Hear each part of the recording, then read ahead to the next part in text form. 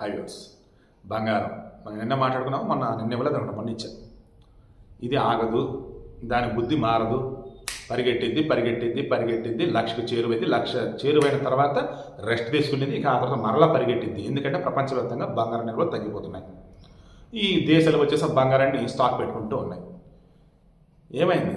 మరలా 22 క్యారెట్ల బంగారం 10 గ్రాములు 650 రూపాయలు పెరిగి 80,350 రీచ్ అయింది. నాకు తెలిసి 22 క్యారెట్ గోల్డ్ 80,000 దాటితే ఫస్ట్ టైం అనుకుంటా. సబ్జెక్ట్ కరెక్షన్ ఏమంటే చెప్పండి. నాకు తెలిసి ఫస్ట్ టైం హైయెస్ట్ రకం ఇది. Coming to 24 carat gold 24 carrot 10 గ్రాములు వచ్చేసి 700 రూపాయలు పెరిగి 700 రూపాయలు పెరిగి ఏకంగా 87,650కి చేరింది. 22 క్యారెట్ గోల్డ్ 80,350 10 గ్రాములు. 24 క్యారెట్ గోల్డ్ 10 గ్రాములు 87,650. ఇక వెండి 1,08,000 దగ్గర ఉంది కేజీ వచ్చేసి. వీడి కండిషన్ మీకు అర్థమైంది కదా. బంగారం పెరగటం తప్ప తగ్గటం ఉండదు. ఒకవేళ తగ్గుతుంది అంటే ఇదిగో పలానా రేటు దాకా వస్తే మేము కొంటాం అని పెట్టుకోండి. పెరుగుతుందా?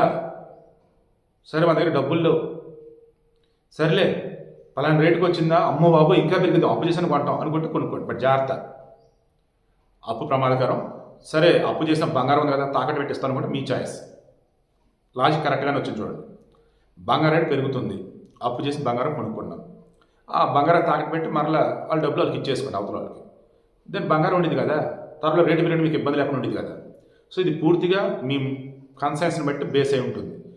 ఎవరు చెప్పినా సరే ఆ రేటు ఈ రేటు అంతే, కొనాలా లేదా మీ చాయిస్. బంగారం మాత్రం పెరగటం ఖాయం. ఈజీగా 2025 డిసెంబర్ నాటికి లక్షలు చేరువుతే నేను చెప్పాను 2024లో. తమ్ముడు అంత సమయం లేదమ్మా, నాకు రేపు ఎండాకాలంలోకి వెళ్ళి నేను పెరగాలి అన్నట్టుగా బంగారం పెరిగిపోతా ఉంది 1,00,000కి.